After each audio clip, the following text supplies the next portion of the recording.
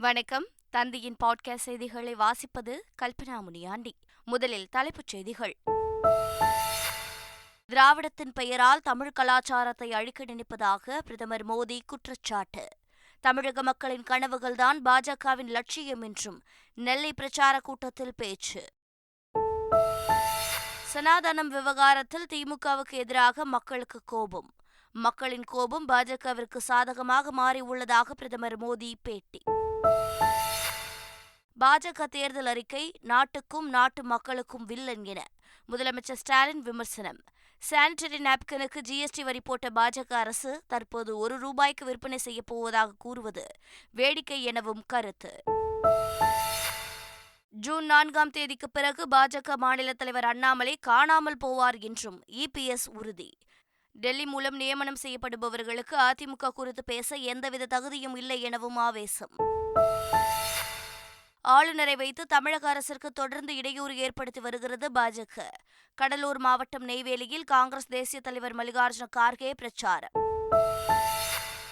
சென்னை தாம்பரம் ரயில் நிலையத்தில் ₹4 கோடி பறிமுதல் செய்யப்பட்ட விவகாரம். தங்களது ரெஸ்டாரண்டில் பணம் கைமாற்றப்பட்டது குறித்து எதுவும் தெரியாது என பாஜக நிர்வாகி மகன் வாக்குமூலம். சென்னை ஆவடி அருகே நகைக்கடையில் துப்பாக்கி முனையில் ₹1.5 கோடி மதிப்பிலான நகைகள் கொள்ளை. கொள்ளையர்களின் புகைப்படம் வெளியீடு, 6 தனிப்படைகள் அமைப்பு. ஐபிஎல் தொடரின் 30வது லீக் போட்டியில் பெங்களூருவை வீழ்த்தியது ஹைதராபாத் அணி. ஐபிஎல் வரலாற்றில் 20 ஓவர்களில் 287 ரன்கள் குவித்து புதிய சாதனை. ஐபிஎல்லில் இன்றைய போட்டியில் கொல்கத்தா மற்றும் ராஜஸ்தான் அணிகள் மோதல். கொல்கத்தா ஈடன் கார்டன் மைதானத்தில் இரவு 7:30 மணிக்கு போட்டி ஆரம்பம். இனி விரிவான செய்திகள். தமிழ்நாட்டை வளர்ச்சியடைந்த மாநிலமாக மாற்றுவதற்கு பாஜக விரும்புகிறது என்று பிரதமர் மோடி கூறினார். நெல்லை அகஸ்தியர்பட்டி பிரச்சார கூட்டத்தில் கலந்து கொண்ட அவர் பாஜக மற்றும் கூட்டணி கட்சி வேட்பாளர்களை ஆதரித்து வாக்கு சேகரித்தார். அப்போது பேசிய அவர், தமிழகத்தில் பாஜகவிற்கு பெண்களின் ஆதரவு பெருகியுள்ளது என்றும் தமிழ் மொழியை உலக அளவில் பிரபலப்படுத்த பாஜக உறுதி பூண்டுள்ளது என்றும் கூறினார். தமிழ்நாட்டில் பாஜகவுக்கு ஆதரவான அலையைக் கண்டு திமுகவிற்கு அச்சம் வந்துவிட்டது என்று பேசிய அவர், திமுக காங்கிரசின் சித்தாந்தம் வெறுப்பினால் உருவாக்கப்பட்டது என்றும் திராவிடத்தின் பெயரால் தமிழ் கலாச்சாரத்தை அழிக்க நினைக்கிறார்கள் என்றும் குற்றம் சாட்டினார். பாஜக தேர்தல் அறிக்கை நாட்டுக்கும் நாட்டு மக்களுக்கும் வில்லன் என்றும் சானிட்டரி நாப்கினுக்கு ஜிஎஸ்டி வரி போட்ட பாஜக அரசு தற்போது ₹1 விற்பனை செய்யப்போவதாக கூறுவது வேடிக்கை என்றும் முதலமைச்சர் ஸ்டாலின் விமர்சித்துள்ளார். சென்னை மாதவரத்தில் திமுக மற்றும் கூட்டணி வேட்பாளர்களை ஆதரித்து பிரச்சாரம் செய்த அவர், திமுக காங்கிரஸ் தேர்தல் அறிக்கைதான் இந்த தேர்தலின் கதாநாயகன் என்று கூறினார். திமுக காங்கிரஸ் வெளியிட்டிருக்கக்கூடிய தேர்தல் அறிக்கையில இந்த தேர்தலோட ஹீரோனா பாஜக வெளியிட்டிருக்கக்கூடிய தேர்தல் அறிக்கை இந்த நாட்டுக்கும் நாட்டு மக்களுக்கும் அது வில்லன். ₹1 சானிட்டரி நாப்கின் வழங்க போறோம்னு 2019 தேர்தல் அறிக்கையில சொன்னதை மறுபடியும் காப்பி பேஸ்ட் பண்ணிருக்காங்க. ஆனா உண்மையிலே நாப்கினுக்கு ஜிஎஸ்டி போட்டதுதான் பாஜக ஆட்சி. பாஜகவின் தேர்தல் அறிக்கை காகிதப்பூ என்றும் அது மணக்காது என்றும் அதிமுக முன்னாள் அமைச்சர் ஜெயக்குமார் விமர்சனம் செய்துள்ளார். அதாவது காகிதப்பூ மணக்காது. சிஏ பொறுத்தவரை எந்த ஒரு இஸ்லாமிய மக்களும் பாதிக்கப்படக்கூடாது. பாதிப்பு ஏற்பட்டால் முதலில் குரல் கொடுக்கின்ற இயக்கம் பாதுகாப்பாளனாக இருக்கின்ற ஒரு இயக்கம் அனைத்து இந்திய அண்ணா திராவிட முன்னேற்ற கழக இயக்கம் தான். அதை அமல்படுத்த விடமாட்டோம். 1. 2வது பொது சீட் சட்டமும் எங்களுக்கு தேவையில்லை. அதிமுக ஆட்சியில் கொண்டுவரப்பட்ட மக்கள் நல திட்டங்களை திமுக அரசு முடக்கி வருவதாகவும் அதிமுக ஆட்சி அமைந்ததும் முடக்கப்பட்ட திட்டங்கள் நிச்சயம் செயல்படுத்தப்படும் என அதிமுக பொதுச் செயலாளர் எடப்பாடி பழனிசாமி தெரிவித்துள்ளார். சென்னை எம்ஜிஆர் நகரில் தென் சென்னை நாடாளுமன்ற தொகுதி அதிமுக வேட்பாளர் ஜெயவர்தனை ஆதரித்து நடைபெற்ற பிரச்சார பொதுக்கூட்டத்தில் அதிமுக பொதுச் செயலாளர் எடப்பாடி பழனிசாமி உரையாற்றினார். அப்போது பேசிய அவர், அதிமுகவை வீழ்த்த நினைப்பவர்கள் வீழ்ந்து போவார்கள் என்றும் ஜூன் 4 பின் பாஜக மாநில தலைவர் அண்ணாமலை காணாமல் போவார் என்றும் தெரிவித்தார். நாடு முழுவதும் பாஜக அலை வீசிக் கொண்டிருப்பதாகவும் 3வது முறையாக மோடியே மீண்டும் பிரதமராவார் என்றும் ஓபிஎஸ் நம்பிக்கை தெரிவித்துள்ளார். பாஜக கூட்டணியில் ராமநாதபுரம் தொகுதியில் சுயேட்சையாக போட்டியிடும் ஓபிஎஸ் கமுதியில் பிரச்சாரம் மேற்கொண்டார். அப்போது பேசிய அவர், உறுதியாக 400 இடங்களுக்கு மேல் பாஜக வெற்றி பெற்று மத்தியில் ஆட்சி அமைக்கும் எனவும் அந்த 400 பேரில் தானும் ஒருவனாக இருப்பேன் எனவும் திட்டவட்டமாக கூறினார். சனாதனம் விவகாரத்தில் திமுகவுக்கு எதிரான மக்களின் கோபம் பாஜகவுக்கு சாதகமாக மாறியுள்ளது என்று பிரதமர் மோடி கூறியுள்ளார். என்ஐஏ செய்தி நிறுவனத்திற்கு அளித்துள்ள பேட்டியில், ராமர் கோவில் விவகாரத்தை எதிர்க்கட்சிகள் அரசியல் ஆயுதமாக பயன்படுத்தி வந்த நிலையில் தற்போது ராமர் கோவில் கட்டப்பட்டு விட்டதால் இந்த பிரச்சினை அவர்களின் கையை விட்டு சென்று விட்டதாக தெரிவித்துள்ளார். வெள்ளம் போன்ற பேரிடர் காலங்களிலும் மத்திய பாஜக அரசு தமிழக அரசிற்கு உரிய நிதி வழங்காமல் வஞ்சித்து வருவதாக காங்கிரஸ் தலைவர் மல்லிகார்ஜுன கார்கே குற்றம் சாட்டினார். கடலூர் மாவட்டம் நெய்வேலியில் நடைபெற்ற தேர்தல் பிரச்சார கூட்டத்தில் பேசிய அவர், ஆளுநரை வைத்து பாஜக தொடர்ந்து தமிழக அரசிற்கு இடையூறு செய்வதாக குற்றம் சாட்டினார். நாம் தமிழர் கட்சி தேர்தலில் தனித்து நிற்பதால்தான் எதற்கும் அஞ்சாமல் துணிந்து போவதாக அக்கட்சியின் தலைமை ஒருங்கிணைப்பாளர் சீமான் தெரிவித்துள்ளார். கடலூரில் பிரச்சார பொதுக்கூட்டத்தில் பேசிய அவர், இது தலைவர்களுக்கான தேர்தலா, தரகர்களை தேர்வு செய்வதற்கான தேர்தலா என்று மக்கள் தீர்மானிக்க வேண்டும் என்று குறிப்பிட்டார். பூத் ஸ்லிப் இல்லாதவர்களும் வாக்களிக்கலாம் என்றும், எங்கு வாக்களிக்க வேண்டும் என தேர்தல் ஆணையத்தின் இணையதளத்திலும் செயலியிலும் தெரிந்து கொள்ளும் வசதி செய்யப்பட்டுள்ளதாக தமிழக தலைமை தேர்தல் அதிகாரி சத்யபிரதா சாஹூ தெரிவித்துள்ளார். வாக்காளர் அடையாள அட்டை காணாமல் போனவர்கள் பூத் ஸ்லிப் பதிவிறக்கம் செய்து ஆதார், ஓட்டுநர் உரிமம், பாஸ்போர்ட் உள்ளிட்ட 11 வகையான அங்கீகரிக்கப்பட்ட அடையாள அட்டையை வைத்து வாக்களிக்கலாம் என்றும் குறிப்பிட்டுள்ளார். தேர்தல் விளம்பரங்களுக்கு அனுமதி மறுப்பதை எதிர்த்து திமுக தொடர்ந்த வழக்கில் விளக்கமளிக்க தேர்தல் ஆணையத்திற்கு சென்னை உயர்நீதிமன்றம் உத்தரவிட்டுள்ளது. விசாரணைக்கு வந்தபோது தேர்தல் விளம்பரங்களுக்கு அனுமதி மறுக்கும் மாநில அளவிலான குழுவின் முடிவை எதிர்த்து உச்சநீதிமன்றத்தில்தான் வழக்கு தொடர முடியும் என தேர்தல் ஆணையம் சார்பில் ஆஜரான வழக்கறிஞர் குறிப்பிட்டார். இந்த விதிமுறை முந்தைய தேர்தல்களில் பின்பற்றப்பட்டதா என ஏப்ரல் 17ஆம் தேதி விளக்கமளிக்க உத்தரவிடப்பட்டுள்ளது. வாக்காளர்கள் மத்தியில் வெறுப்புணர்வை தூண்டும் வகையில் பேசிய பிரதமர் மோடி மீது தேர்தல் நடத்தை விதிகளின்படி நடவடிக்கை எடுக்க கோரியும், பிரதமர் மோடி 6 ஆண்டுகள் தேர்தலில் போட்டியிட தடை விதிக்குமாறும் தேர்தல் ஆணையத்திற்கு உத்தரவிடக் கோரியும் டெல்லி உயர்நீதிமன்றத்தில் பொதுநல மனு தாக்கல் செய்யப்பட்டது. தேர்தல் பரப்புரையின் போது ஹிந்து, சீக்கிய கடவுள்களின் பெயரை பயன்படுத்தி பிரதமர் மோடி வாக்கு சேகரித்ததாக அந்த மனுவில் தெரிவிக்கப்பட்டுள்ளது. இந்த மனு டெல்லி உயர்நீதிமன்றத்தில் விரைவில் விசாரணைக்கு வரும் என எதிர்பார்க்கப்படுகிறது. இந்திய மக்கள் அனைவரும் ஒற்றுமையுடன் இணைந்து பணியாற்றினால் மட்டுமே நாடு வளர்ச்சியடையும் என முன்னாள் காங்கிரஸ் தலைவர் ராகுல் காந்தி தெரிவித்துள்ளார். கேரள மாநிலம் வயநாட்டில் நடைபெற்ற ரோட் ஷோவில் கலந்து கொண்டு பொதுமக்கள் மத்தியில் உரையாற்றிய அவர், வயநாடு தொகுதியில் சில பிரச்சினைகள் உள்ளதாகவும் அதற்காக மக்கள் போராடி கொண்டிருப்பதாகவும் கூறினார். சமீபத்தில் யானையால் கொல்லப்பட்ட ஒருவரின் குடும்பத்தை தான் சந்தித்ததாகவும் நினைவு கூர்ந்தார். சென்னை தாம்பரம் ரயில் நிலையத்தில் 4 கோடி ரூபாய் பணம் பறிமுதல் செய்யப்பட்ட விவகாரத்தில் பாஜக பிரமுகர் கோவர்தன் மகன் கிஷோர் போலீஸ் விசாரணைக்கு ஆஜராகி விளக்கம் கொடுத்துள்ளார். அதில் தங்களது ரெஸ்டாரண்டில் பணம் கைமாற்றப்பட்ட விவகாரம் குறித்து தங்களுக்கு எதுவும் தெரியாது என தெரிவித்துள்ளார். சுமார் 3 மணி நேரம் நடத்தப்பட்ட விசாரணையில் கிஷோரின் வாக்குமூலத்தை தாம்பரம் போலீசார் வீடியோ பதிவு செய்துள்ளனர்.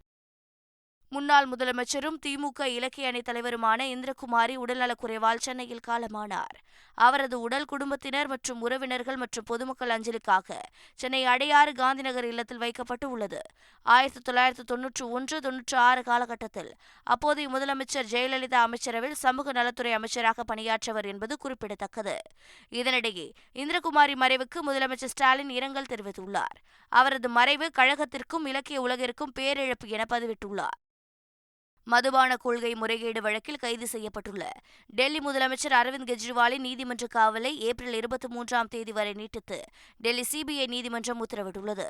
மார்ச் 21ஆம் தேதி அமலாக்கத்துறையால் கைது செய்யப்பட்ட அரவிந்த் கெஜ்ரிவால் 10 நாட்கள் அமலாக்கத்துறை காவலில் இருந்தார். அதன் பின்னர் நீதிமன்ற காவலில் இருந்த அவர் காணொலி முறையில் சிபிஐ நீதிமன்றத்தில் ஆஜர்படுத்தப்பட்டார். அதையடுத்து அவருடைய நீதிமன்ற காவலை ஏப்ரல் 23ஆம் தேதி வரை நீட்டித்து சிறப்பு நீதிமன்றம் உத்தரவிட்டுள்ளது. போதைப்பொருள் கடத்தல் வழக்கில் கைது செய்யப்பட்டு திகார் சிறையில் அடைக்கப்பட்டுள்ள ஜாஃபர் சாதிக்கிடம் மத்திய போதைப்பொருள் தடுப்பு பிரிவினர் குரல் பதிவு எடுத்து சென்றுள்ளனர். ஏற்கனவே உள்ள உரையாடல்களில் உள்ள குரலும் தற்போது எடுத்து செல்லப்பட்ட குரல் மாதிரியையும் ஒப்பிட்டு பார்க்க எடுத்து சென்றுள்ளதாக ஜாஃபர் சாதிக் வழக்கறிஞர் தெரிவித்துள்ளார். போதைப் பொருளை தூண்டும் வகையில் வரிகள் உள்ளதால் நடிகர் விஜய் நடிக்கும் கோட் திரைப்படத்தின் விசில் போடு பாடலை சமூக வலைதளங்களில் இருந்து நீக்க கோரி டிஜிபி அலுவலகத்தில் புகார் அளிக்கப்பட்டுள்ளது. RTA செல்வம் என்பவர் ஆன்லைனில் அளித்த புகாரில் லியோ திரைப்படம் போன்றே தற்போது கோட் திரைப்படத்தின் விஜய் தனது சொந்த குரலில் பாடிய விசில் போடு பாடலின் வரிகள் நாட்டில் கலவரத்தை ஏற்படுத்தும் வகையிலும் மது பழக்கத்தை ஆதரிக்கும் வகையிலும் இருப்பதாக தெரிவிக்கப்பட்டுள்ளது. சென்னை ஆவடி அருகே நகைக்கடையில் துப்பாக்கி முனையில் 1.5 கோடி ரூபாய் மதிப்பிலான நகை பணம் கொள்ளையடிக்கப்பட்ட சம்பவம் அதிர்ச்சியை ஏற்படுத்தியுள்ளது. முத்தாப்பேட்டை எல்லியம்மன் நகர் பகுதியில் பிரகாஷ் என்பவரின் நகைக்கடையிலிருந்து துடிகர சம்பவம் அரங்கேறியுள்ளது. மர்ம நபர்கள் 4 பேர் துப்பாக்கியை காட்டி மிரட்டி 1.5 கோடி ரூபாய் மதிப்புள்ள நகைகளை கொள்ளையடித்து சென்றனர். இதுகுறித்த புகாரின் பேரில் போலீசார் 8 தனிப்படைகள் அமைத்து மர்ம நபர்களை தேடி வருகின்றனர். லடாக் முதல் அருணாச்சல பிரதேசம் வரையில் உள்ள 19 பகுதிகளை சீன ராணுவம் ஆக்கிரமிக்க வாய்ப்பு இருப்பதாக மத்திய அரசுக்கு இந்தோ திபெத்திய எல்லை பாதுகாப்பு படை அறிக்கை அனுப்பியுள்ளதாக ஆங்கில நாளிதழ் ஒன்றில் செய்தி வெளியானது.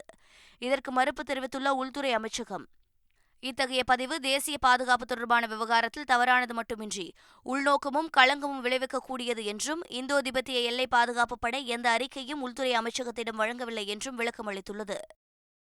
இஸ்ரேல் ஈரான் இடையே போர் ஏற்படுவதை தடுக்க அமெரிக்கா உள்ளிட்ட பல்வேறு நாடுகள் தீவிர முயற்சி எடுத்து வருகின்றன. இந்நிலையில் ஈரான் மீது அனைத்து வகை தடைகளையும் விதிக்க வேண்டும் என்று ஐநாவின் பாதுகாப்பு கவுன்சிலிடம் ஐநாவிற்கான இஸ்ரேல் தூதுவர் வலியுறுத்தியுள்ளார். ஈரான் தூதரகம் மீது இஸ்ரேல் தாக்குதல் நடத்திய பின் ஐநா பாதுகாப்பு கவுன்சில் அமைதியை நிலைநாட்ட தவறிவிட்டதாக ஐநாவிற்கான ஈரான் தூதுவர் கூறியுள்ளார். இதன் காரணமாக தனது பாதுகாப்பை உறுதி செய்ய ஈரான் இந்த தாக்குதலை நடத்தியதாக கூறியுள்ளார். மன்னார் வளைகுடா பகுதிகளில் நிலவும் வளிமண்டல கீழடுக்கு சுழற்சி காரணமாக வரும் 21ஆம் தேதி வரை தமிழகம் மற்றும் புதுச்சேரியில் லேசானது முதல் மிதமான மழைக்கு வாய்ப்புள்ளதாக வானிலை ஆய்வு மையம் தெரிவித்துள்ளது. அதே நேரம் அடுத்த 5 தினங்களுக்கு தமிழகத்தின் உள் மாவட்டங்களில் வெப்பநிலை இயல்பை விட 2 முதல் 3 செல்சியஸ் உயரக்கூடும் என தெரிவித்துள்ளது. ஐபிஎல் தொடரின் 30வது லீக் போட்டியில் பெங்களூரு அணியை 25 ரன்கள் வித்தியாசத்தில் வீழ்த்தி ஹைதராபாத் அணி வெற்றி பெற்றது. முதலில் பேட்டிங் செய்த ஹைதராபாத் அணி அதிரடி ஆட்டத்தை வெளிப்படுத்தியது. இதன் மூலம் ஐபிஎல் வரலாற்றில் 20 ஓவர்களில் 287 ரன்கள் குவித்து புதிய சாதனை படைத்தது. தொடர்ந்து களமிறங்கிய பெங்களூரு அணி வீரர்கள் முடிந்த அளவு இலக்கை நெருங்கினர். இருப்பினும் 25 ரன்கள் வித்தியாசத்தில் அந்த அணி தோல்வியை தழுவியது. ஐபிஎல் கிரிக்கெட்டில் இன்றைய ஆட்டத்தில் கொல்கத்தா மற்றும் ராஜஸ்தான் அணிகள் மோதுகின்றன. கொல்கத்தா ஈடன் கார்டன் மைதானத்தில் நடைபெறும் இந்த போட்டி இரவு 7:30 மணிக்கு தொடங்குகிறது. புள்ளிப்பட்டியலில் முதல் 2 இடங்களில் இந்த இரு அணிகளும் உள்ளது குறிப்பிடத்தக்கது. மீண்டும் தலைப்புச் செய்திகள். திராவிடத்தின் பெயரால் தமிழ் கலாச்சாரத்தை அழிக்க நினைப்பதாக பிரதமர் மோடி குற்றச்சாட்டு. தமிழக மக்களின் கனவுகள்தான் பாஜகவின் லட்சியம் என்றும் நெல்லை பிரச்சார கூட்டத்தில் பேச்சு. சனாதனம் விவகாரத்தில் திமுகவுக்கு எதிராக மக்களுக்கு கோபம். மக்களின் கோபம் பாஜகவிற்கு சாதகமாக மாறியுள்ளதாக பிரதமர் மோடி பேட்டி. பாஜக தேர்தல் அறிக்கை நாட்டுக்கும் நாட்டு மக்களுக்கும் வில்லன் என முதலமைச்சர் ஸ்டாலின் விமர்சனம். சானிட்டரி நாப்கினுக்கு ஜிஎஸ்டி வரி போட்ட பாஜக அரசு தற்போது ₹1 விற்பனை செய்யப் போவதாக கூறுவது வேடிக்கை எனவும் கருத்து. ஜூன் 4ஆம் தேதிக்கு பிறகு பாஜக மாநில தலைவர் அண்ணாமலை காணாமல் போவார் என்றும் இபிஎஸ் உறுதி. டெல்லி மூலம் நியமனம் செய்யப்படுபவர்களுக்கு அதிமுக குறித்து பேச எந்தவித தகுதியும் இல்லை எனவும் ஆவேசம். ஆளுநரை வைத்து தமிழக அரசிற்கு தொடர்ந்து இடையூறு ஏற்படுத்தி வருகிறது பாஜக. கடலூர் மாவட்டம் நெய்வேலியில் காங்கிரஸ் தேசிய தலைவர் மல்லிகார்ஜுன கார்கே பிரச்சாரம். சென்னை தாம்பரம் ரயில் நிலையத்தில் 4 கோடி ரூபாய் பறிமுதல் செய்யப்பட்ட விவகாரம். தங்களது ரெஸ்டாரண்டில் பணம் கைமாற்றப்பட்டது குறித்து எதுவும் தெரியாது என பாஜக நிர்வாகி மகன் வாக்குமூலம். சென்னை ஆவடி அருகே நகைக்கடையில் துப்பாக்கி முனையில் 1.5 கோடி ரூபாய் மதிப்பிலான நகைகள் கொள்ளை. கொள்ளையர்களின் புகைப்படம் வெளியீடு, 6 தனிப்படைகள் அமைப்பு. ஐபிஎல் தொடரின் 30வது லீக் போட்டியில் பெங்களூருவை வீழ்த்தியது ஹைதராபாத் அணி. ஐபிஎல் வரலாற்றில் 20 ஓவர்களில் 287 ரன்கள் குவித்து புதிய சாதனை. ஐபிஎல்லில் இன்றைய போட்டியில் கொல்கத்தா மற்றும் ராஜஸ்தான் அணிகள் மோதல். கொல்கத்தா ஈடன் கார்டன் மைதானத்தில் இரவு 7:30 மணிக்கு போட்டி ஆரம்பம். இத்துடன் இன்றைய பாட்காஸ்ட் செய்திகள் நிறைவடைகின்றன. வணக்கம்.